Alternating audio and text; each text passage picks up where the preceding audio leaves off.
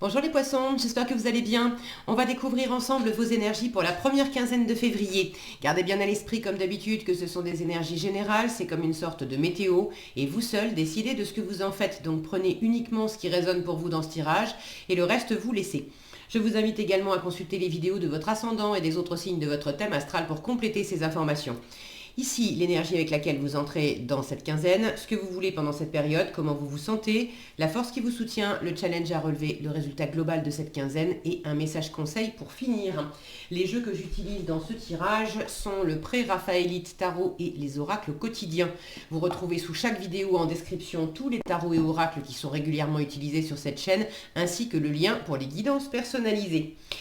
Alors, qu'est-ce que vous avez? Vous avez la papesse, le 4 de bâton, le 2 de denier, le 5 de coupe, c'est un cavalier, cavalier de bâton et 6 d'épée.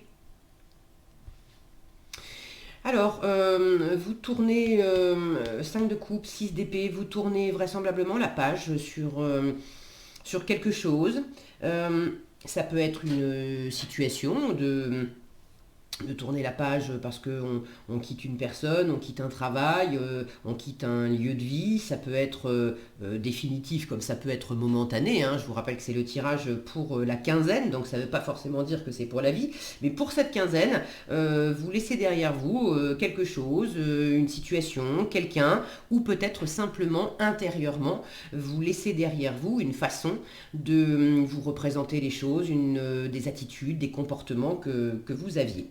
En tout cas, il s'agit de tourner la page pour aller de l'avant, pour retrouver une paix de l'esprit, pour changer d'air aussi. Pour changer d'air. Alors, vous entrez dans la quinzaine avec cette énergie de papesse, de grande prêtresse, une énergie studieuse. Donc pour certains, vous êtes en train de suivre une formation, d'apprendre quelque chose. Pour d'autres, c'est pas le fait de suivre une formation, mais c'est le fait d'aller d'étudier des dossiers, des contrats, des papiers, de bien lire les petites lignes. On est studieux avec la grande prêtresse. Pour d'autres encore, peut-être que c'est vous qui avez du savoir à transmettre, mais on retrouve toujours cette notion d'étude. C'est pas une carte d'action, la papesse, donc vous entrez dans la quinzaine à être plutôt en train d'observer, d'écouter, d'apprendre, de chercher les infos, de creuser, de lire, plutôt que d'agir, de bouger, de chercher à concrétiser quelque chose. Ce que vous voulez le 4 de bâton, vous voulez de l'engagement, vous voulez des réjouissances, vous voulez également de la stabilité, hein, on est dans du 4. Donc le 4, c'est les 4 pieds d'une table, les 4 murs d'une maison. On est dans des fondations, dans quelque chose de solide.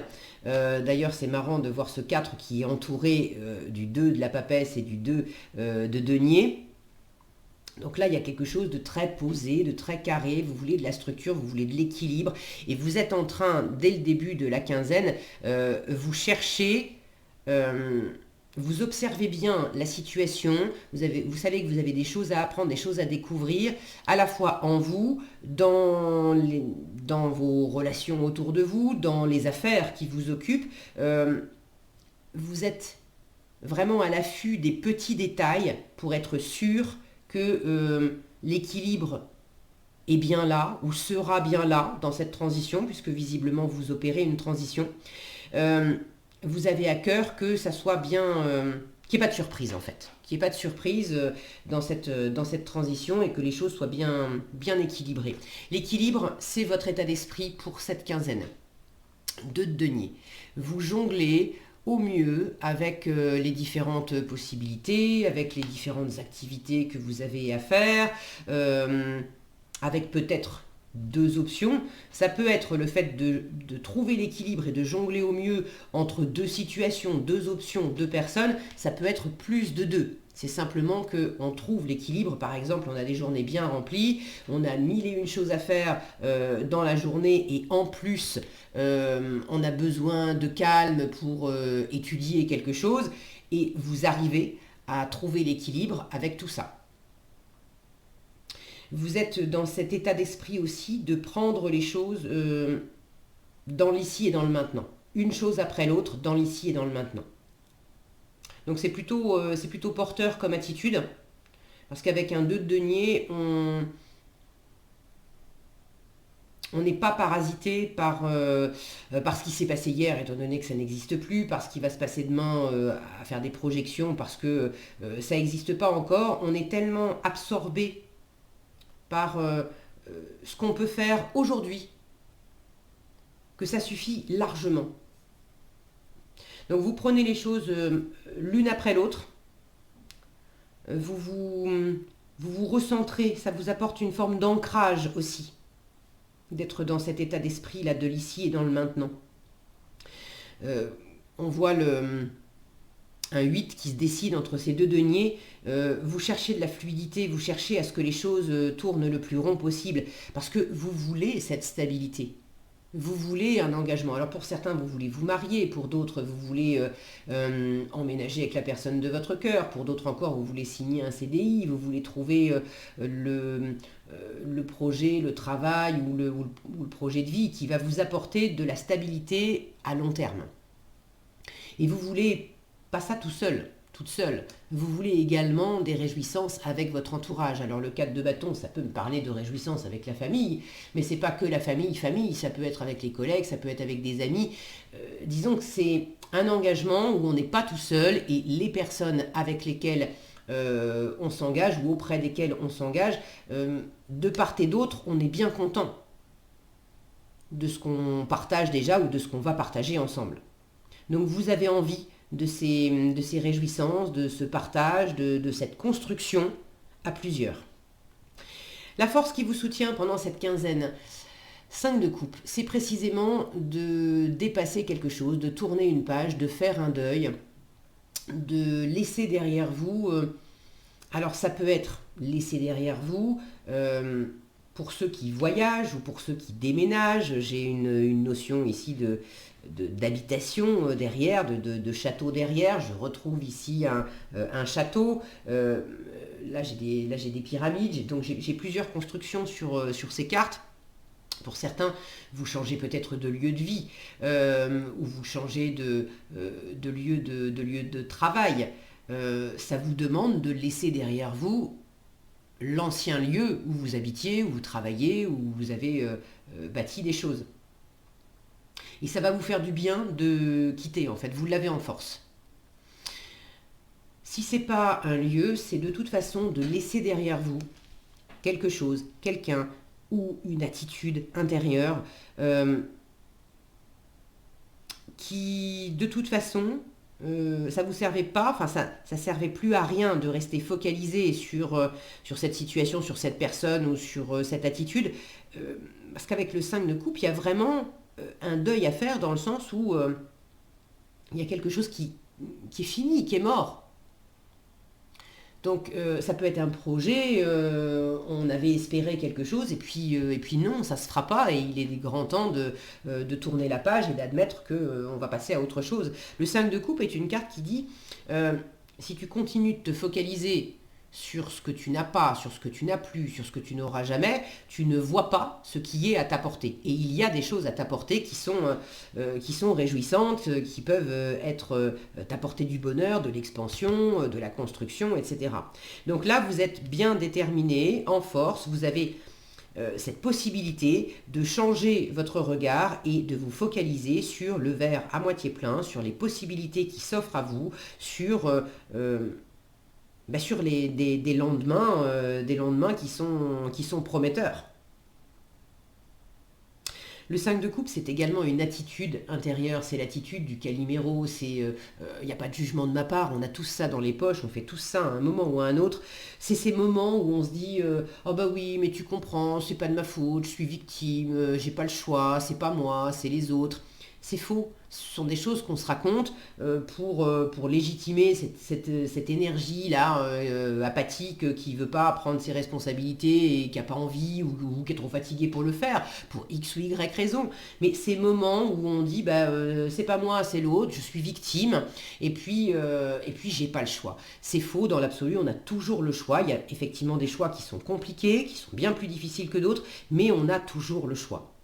Et quand on se pose en victime, c'est le fait de remettre sa responsabilité entre les mains de l'autre, de dire bah, c'est pas moi, c'est telle personne qui est le bourreau, qui est le grand méchant ou la grande méchante, mais moi, j'ai absolument rien à voir là-dedans. Ou alors c'est l'autre personne qui m'a pas... c'est le sauveur, parce que c'est un jeu victime, bourreau, sauveur, c'est un jeu, alors c'est un jeu qui est pas drôle, mais c'est un jeu psychologique qui s'appelle le triangle dramatique, ou le triangle de Karpman, où la balle qu'on s'échange en fait entre ces trois rôles, c'est la responsabilité. La victime dit c'est pas moi, je prends pas la responsabilité, c'est le bourreau qui m'a fait mal ou c'est le sauveur qui a pas fait son travail, qui m'a pas sauvé. Le sauveur dit c'est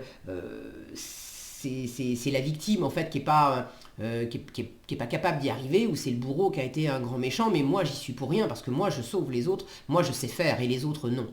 Le bourreau lui dit bah c'est pas moi non plus, c'est la victime, elle l'a bien cherché après tout ou alors c'est le sauveur qui m'a pas aidé. Vous voyez comment ça s'articule et ça aussi c'est un jeu auquel on joue tous. Donc le but n'est pas de se juger, mon but n'est certainement pas de vous juger, c'est de vous apporter de l'éclairage parce que quand on voit comment les choses s'articulent, ça nous permet justement de faire autrement.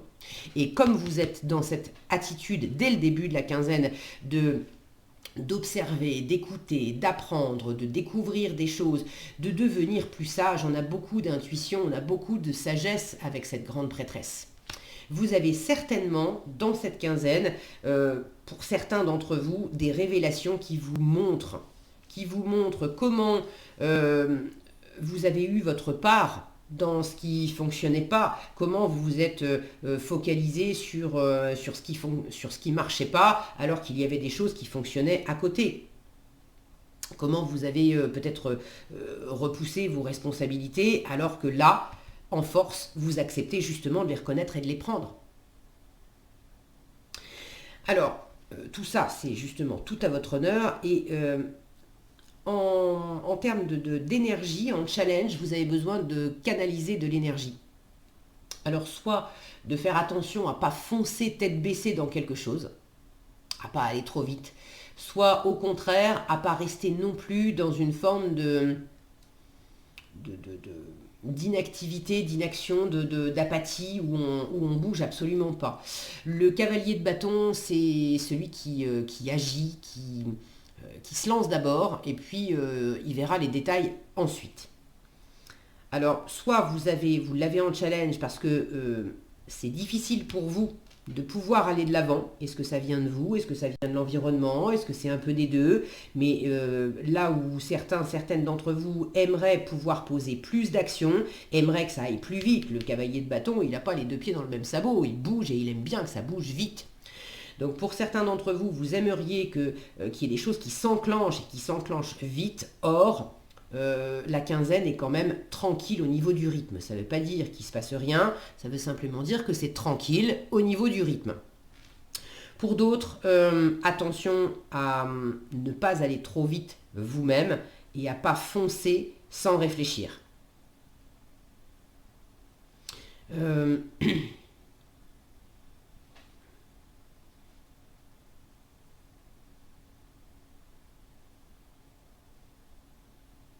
J'ai une notion d'élévation derrière avec ces deux pyramides.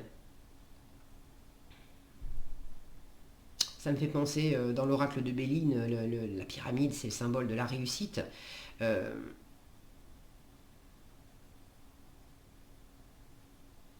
C'est comme si quelque chose était promis à une belle réussite. Peut-être d'ailleurs pour certains un couple ou un partenariat. J'ai ces deux pyramides là qui me ramènent à ce 2, à ce 4, au fait de ne pas être seul. Il y a une réussite avec quelqu'un ou avec d'autres personnes. Il y a quelque chose qui vous attend, qui est vraiment prometteur. Mais, une chose après l'autre, on prend son temps. Il y a également besoin de ne pas aller trop vite dans la situation parce que précisément vous êtes en train de tourner une page. Et en force, vous avez cette carte de deuil à faire, ou de deuil qui se fait. Et si vous ne prenez pas le temps de faire ce deuil, il y a quelque chose qui pourrait être... vous retomber sur le coin du nez, en fait. Pas être bien... Si vous voulez vraiment aller de l'avant, il faut être sûr qu'après, vous n'allez pas vous retourner. Et pour être sûr de ne pas vous retourner, Il faut aussi prendre le temps d'être en paix avec ce que vous quittez. Que ça soit toujours pareil, extérieur, une situation, quelqu'un, ou intérieur, dans une façon d'être. Donc attention à pas confondre vitesse et précipitation et à bien prendre le temps d'observer ce que vous laissez derrière vous et d'être en paix avec ça.